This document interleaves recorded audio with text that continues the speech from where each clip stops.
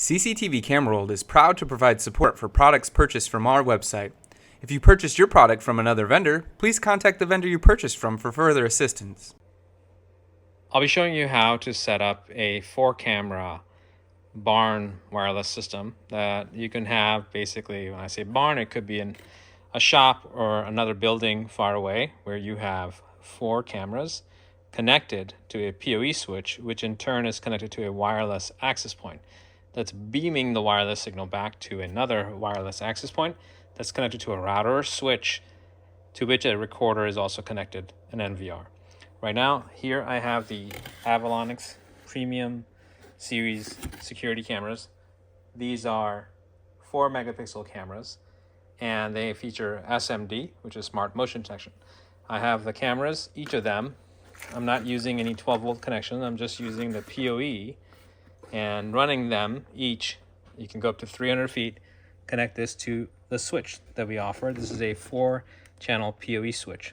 It even has toggles here to send up to 2 cameras, extended PoE up to 600 feet if you're using Cat 6. On the left-hand side, where you see the blue, the black, the purple, and the green wire, those are PoE connections.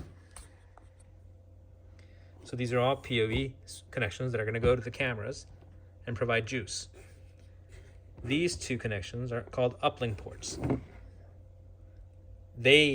One of them, either one, does not matter which one you use, will connect to this little white box, the LAN side on there.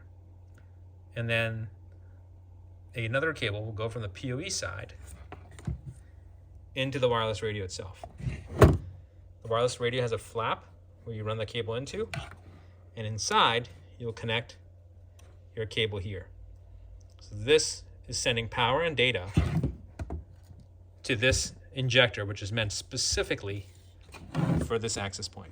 Now, when you put the access points, make sure that this side is facing and pointing to the other access point that it's looking at. So in that case, the one over there, so they can have a beam with each other. This has about a 65-degree wide beam. You want to make sure they're on the same vertical plane and they can see each other. On the left-hand side, you'll notice that there's a LED meter which tells you how strong the connection is. There's one on the other one as well. So if you're not seeing a full strength signal there, all lit up, that means you don't have them lined up properly. And then you connect power using the power adapter that comes for this PoE switch to power it and plug it into 110. So there's only one thing that's being plugged into 110 that's for PoE here, going to the cameras.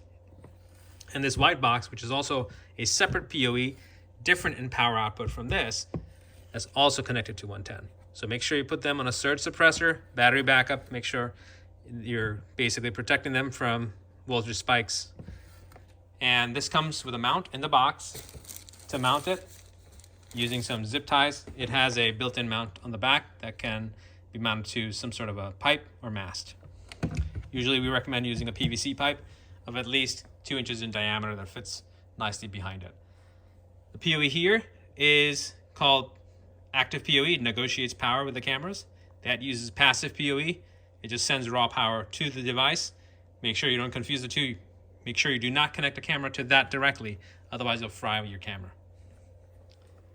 On the home side, where we're going to be connecting this, the recorder is connected with a HDMI cable to my monitor, where I've got my cameras that I can see, and has a USB mouse, comes in the box, a network cable, make sure you purchase one with us, that connects to your router. If it's properly connected, you'll see lights blinking. The amber light will blink and the green will be solid. You're not going to use any of these. You'll only connect future cameras if you want with a wire directly in here. If you want to add them, please do not take any of these cameras we pre-configure and connect them into the NVR directly, otherwise you'll overwrite the configurations we put on there. The NVR has its own power supply that ships inside its box that connects to 110. Same thing here, access point connects with a cable to the PoE side on the PoE injector here, and the LAN cable goes to your router or switch, and now they can all talk to each other. So when we ship this, we add IP addresses on the cameras, on the radios, on the NVR, according to your network, so that everything is working when we ship it out and you can watch video from them. So what I'm going to do is wave my hands in front of the cameras so you can see that's all working. Now I'm going to take a wide angle view so you can see us waving our hands and how quick it is. So this is all going over a wireless network. The only thing that's wired right now is the NVR is wired to our network, and this radio is wired to our network, so they can both talk to each other. But that is in no way, shape, or form connected back to that switch.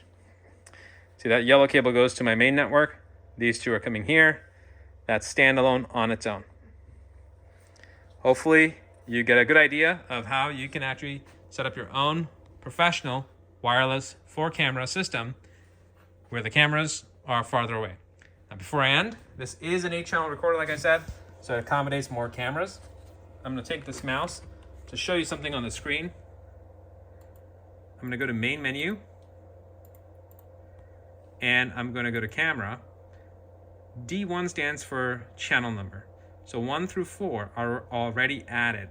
So if you want to add further cameras, if they're wired, all I need to do is run a camera like this with a PoE line directly into ports 5, 6, 7, 8.